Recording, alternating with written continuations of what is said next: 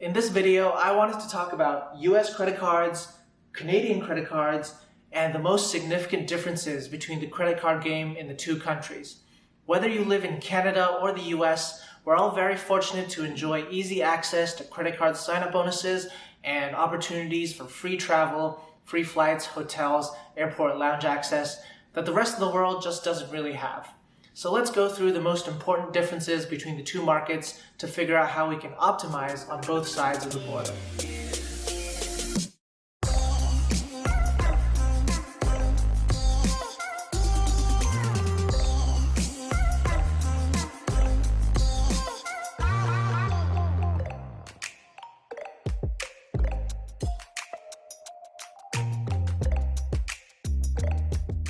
You know, sometimes when I talk to my American friends, I almost feel like their attitude is like, "Oh, you adorable Canadians, you must have nothing up there at all."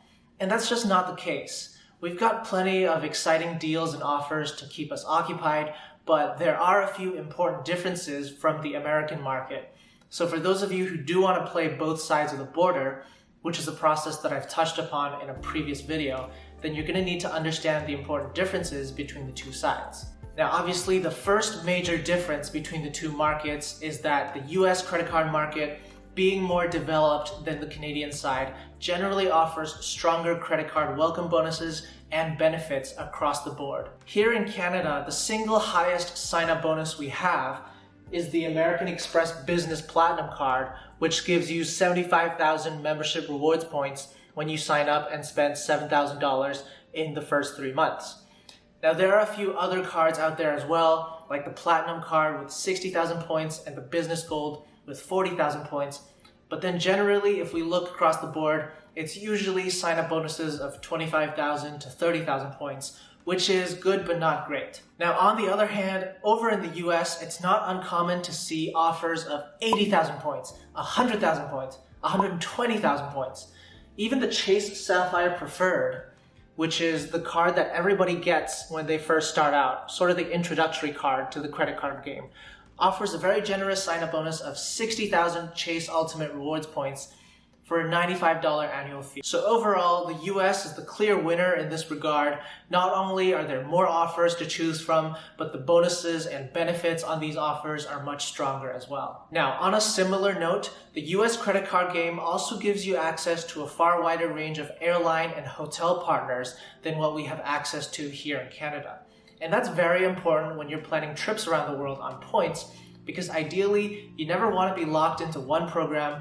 You want to be able to earn as many different types of frequent flyer miles and hotel points so that you can access all the various sweet spots out there. Here in Canada, the amount of frequent flyer programs that we have access to is really quite limited. For example, the American Express membership rewards points in Canada can only be transferred to 6 airline partners, whereas in the US, they have no less than 12 airline partners, including some that we simply don't have access to here, like Singapore Airlines KrisFlyer or Virgin Atlantic Flying Club. On the hotel side, it's a similar story. The only major hotel points that we can earn through Canadian credit cards is Marriott Bonvoy. All the other major chains out there, like Hilton, IHG, Intercontinental Group, Hyatt, there's really no way for Canadians to earn those points besides actually staying with the hotel and earning points the slow way. Whereas if you were to dip into the US credit card market, then you'd have access to the Amex US Hilton card, or maybe the Chase IHG card, or maybe even the Chase Hyatt card. And moreover, you'd be able to transfer your Chase Ultimate Rewards points over to Hyatt and IHG as well. So as you can see, it's much easier to access a variety of hotel programs when you're in the US. Now, the next difference between Canadian and US credit cards that I think is important to highlight is the different treatment of business credit cards. Here in Canada, in most cases, if you apply for a business card as a sole proprietorship, then the inquiry goes against your personal credit file, and the account ends up showing up on your personal credit report as well. Essentially, there's no real separation between personal and business credit cards, so whether you're applying for personal or business cards, they'll all show up in the form of credit inquiries and new accounts on your credit report all the same. Now, in the US, things are a little more nuanced. The idea here is that people shouldn't necessarily have to put their personal credit health on the line if they want to take on some lending for their business venture. So most of the time, business credit cards, such as those issued by American Express, do not get reported to your personal credit bureau. When you first apply for a business card in the US, like the American Express Business Platinum Card or the Chase Inc. Preferred Visa, they still check your credit file to determine your credit worthiness. But after that, you don't see the business credit card showing up on your credit file and reporting the balance every month. Now, this doesn't mean that you can just run wild with your business credit card. You still have to pay the balance on time and in full every month, and you still get in trouble if you fail to do so. However, it does mean that you can be strategic about when to apply for business credit cards when you come up against something like the Chase 524 rule, which is where Chase won't approve you for any credit cards if you've opened more than 5 cards in the past 24 months. So if you've just gotten your first US credit card, well, typically Chase requires at least 1 year of credit history before they'll even consider you for any of their cards. So you can load up on the American Express US business cards in the meantime. You'll be able to get all the sweet sign-up bonuses on these business cards, but since these business cards don't get reported to your personal credit bureau, they won't count against your 524 when it comes time to apply for Chase cards. And then once you have applied for a few Chase cards and reached 524, then you can start focusing on applying for the American Express personal cards, which will report to your personal credit file, but 524 doesn't matter anymore since you've already reached it. Another very interesting difference between the two credit card markets lies in the treatment of authorized users on your credit card.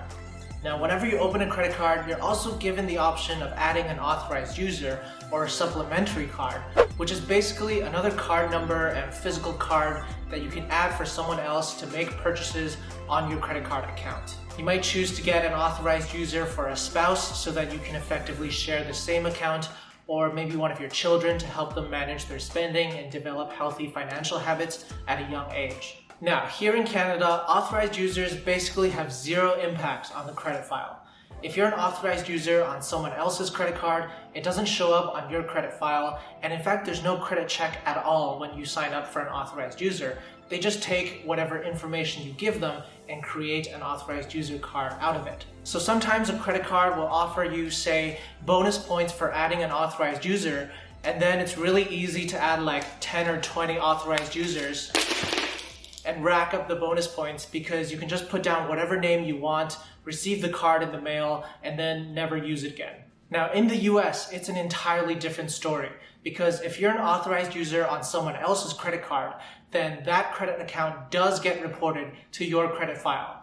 And so effectively, everything about a person's payment history, utilization, length of credit history, and all the factors that go into the credit score get transferred to the authorized users on the account as well, and it affects their credit health and credit score as well. And what this means is, if you're just starting out to build your US credit history, you can effectively fast track the process by getting someone with a much stronger and longer credit history to add you as an authorized user on one of their credit cards. Now, the flip side to this, of course, is that if you happen to be an authorized user of somebody who doesn't stay on top of their payments, then your credit file is going to take a hit as well. So you've got to be very careful in choosing whose credit cards you want to be an authorized user on. Okay, now so far, most of the things we talked about in terms of the differences between the Canadian and US credit card game has mostly been in favor of the US.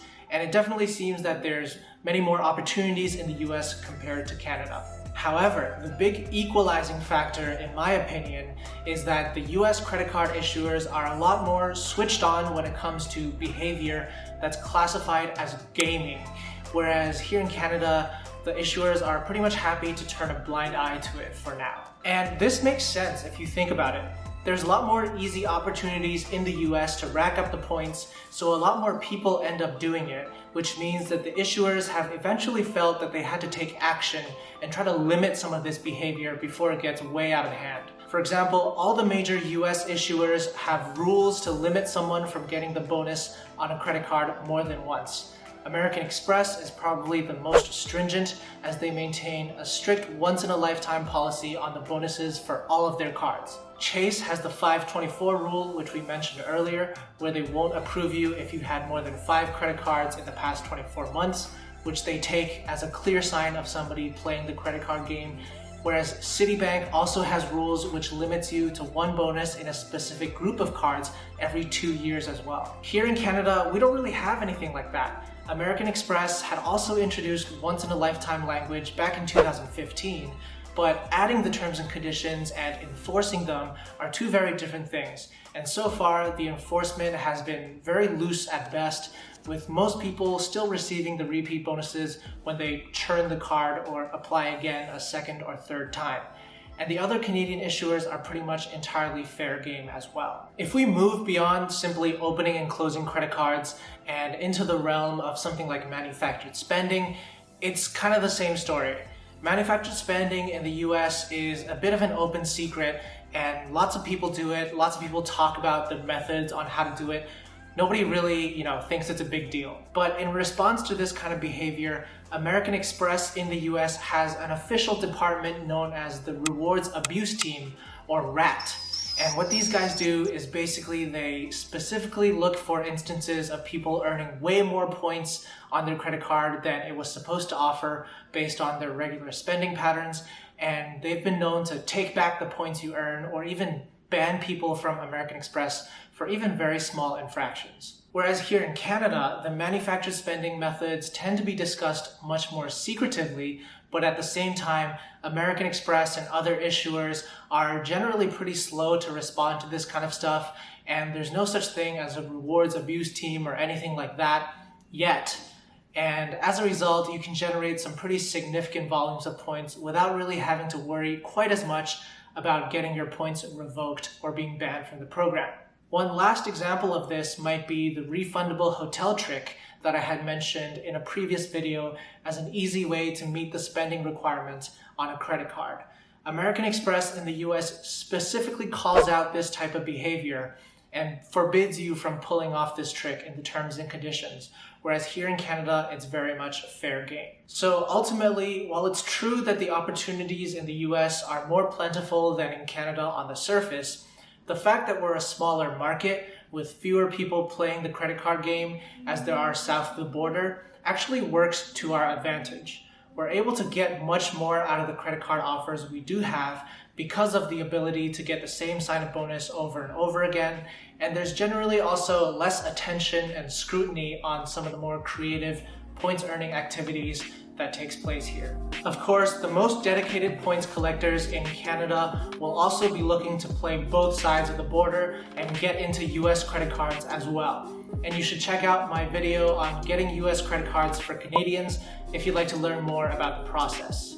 As you can imagine, it can take a little bit of work to get set up in the first place, but it can really pay dividends in the long run. For now, if you enjoyed the video, make sure to hit the like button and subscribe to the Prince of Travel YouTube channel. Just click the subscribe button below the video. And whether you're from Canada or the US, leave a comment below to let me know just how grateful you are that we have all these amazing credit card opportunities at our fingertips that the rest of the world can only dream of. I'll see you next time. Now, oh my God.